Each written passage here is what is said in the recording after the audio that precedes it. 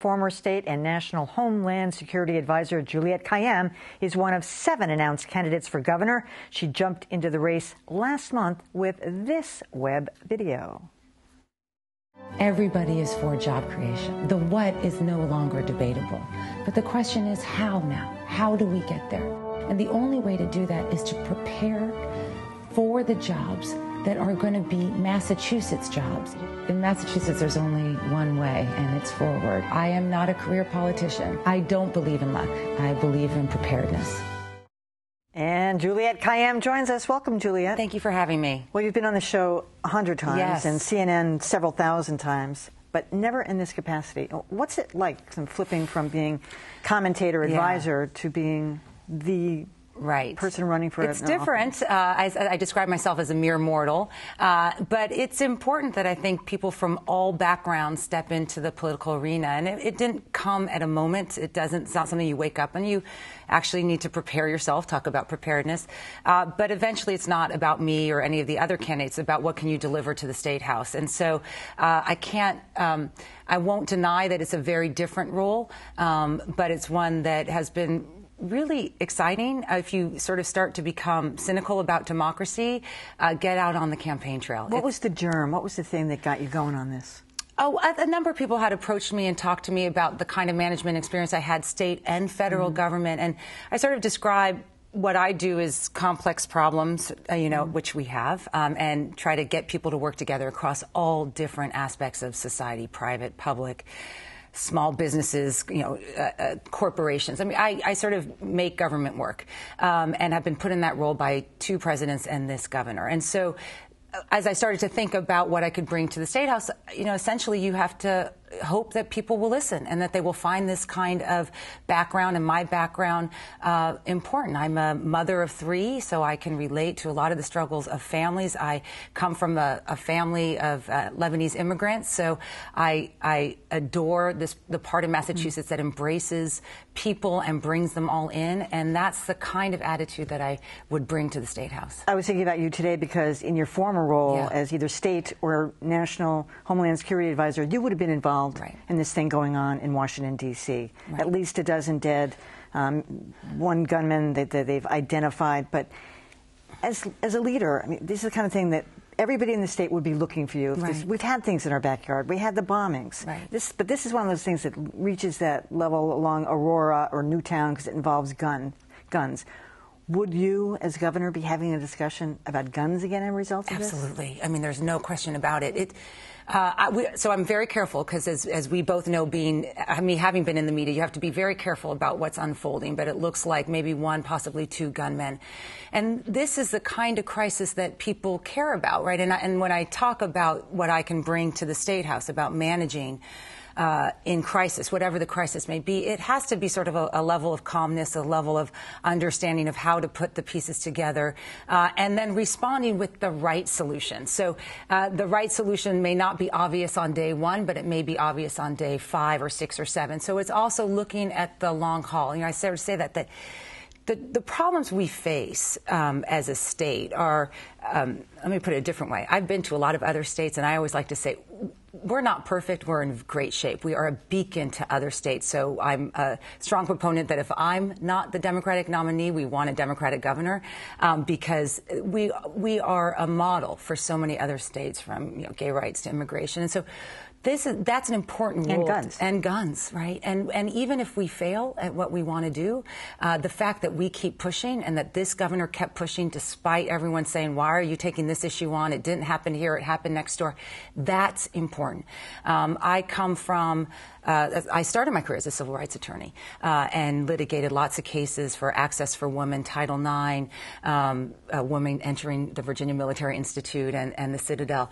And I think that that's the kind of progressive politics you want from a government. You just keep pushing, and sometimes you'll win and sometimes you'll lose. On guns, though, I mean, we have too many guns, and I think that most Americans agree. We know that most Americans agree to it. So getting to a solution for this state as well as for the nation is key. The governor recently backed off on that tech tax, but you said something recently about, reformulating that. And I'm actually curious why any tax should be levied on the technology industry above any other, the medical industry or anybody else. Why is there a special tax associated with them to begin with? Why do we even do that? Well, because the products that were going to be taxed hadn't been taxed before, and we tax products all the time. So the issue and the reason why I said we should maybe revisit it is I don't like making solutions indefinitely, I mean, that are going to be forever. To say that you're never going to have a tech tax, we don't know what that industry is going to look like. Look, there can be exceptions or there can be variations of that we've seen in other states, right? You don't do small businesses, or you revisit in 2 years, or there's all sorts of creative solutions out there. And so I think the governor did exactly what was right, which is this tech tax was too broad. Even with, there was a sort of reinterpretation of it. There was too much hoopla around it. We didn't want to lose the industry. The industry's too important. But let's just be clear, the industry benefits from taxes, right? It benefits to our investments in infrastructure, to our investments in schools. So those are the kind of creative solutions that I think are important for any governor, that you just don't want to be absolutist at any moment, because that's just, you're not going to get a solution that way. You said also that the revenue streams from casinos have to be put to vital issues, education and other. Are you convinced, other than the fact that they're going to owe a certain percentage to the state no matter what, that there's going to be a revenue stream? I am convinced of that now, but I think you just have to revisit it. I mean, for one, when they get built and when people go and you see what it looks like and we finally get settled all of these issues, I think that absolutely. And so when people say you're for the casinos, I mean, I'm for the money. I mean, because look, we don't have many ways government can get money, right? It can get taxes, right? You can get things like casino. You can have private-public partnerships. But, to get the revenue necessary to make this state as great as it is, which it is, and it will always get better. There's no criticism of it. It will always get better. You have to come up with solutions. And I thought casinos was a pretty creative one, given that everyone goes to Connecticut from Massachusetts to do the same thing. We might as well benefit. So how do you feel about the fact that everybody's going to be comparing you to Martha Coakley? Never mind that there's, 5 other people. Men exactly. That's what it's going to come down. Juliette Kayyem, who's got the better haircut. I said to someone, when Ben Affleck gets in, I'm out. I'm out. At this rate. Look, I think everyone can accept that it's the 21st century and that it's just not one woman at a time. And I think, the Attorney General and I are so different in our personal and professional experiences on what we bring to the table, and those differences will come out. And no one should think it's me against her. Those differences are true for me with Berwick or Grossman, and her with Berwick and Grossman. And so I just think that's the way people should view this election. I know they won't, but I would like them to for this brief moment. And so, that's the way I think about it. And I think about this election. What I will say is 2 things. One is, the Democrats better not take any constituency for granted. So the notion that somehow my presence is going to dilute some women's vote is, first of all, an insult to women, because they can tell the difference. But we can't take any vote for granted. This is too important of an election. What we should focus on in this campaign is who is going to beat Charlie Baker. And the second thing, for Democrats who are worried, or some people, not all Democrats, actually people are quite enthused about there being 2 women in the race. The strategy of 1 woman at a time for Democrats for state house runs is not working.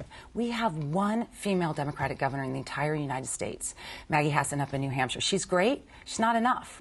The Republicans have 5. So part of what my thinking was, and others who were helping me, was maybe we have to rethink the strategy. Maybe there should be 20 women in the race in every governor's race, and then you would guarantee more women. But the strategy of 1 woman at a time for Democrats for state house runs is just not working. You're right. We've got to get past that. All right, Juliette Kayyem. Thank you. Pleasure to have you here. Thank you.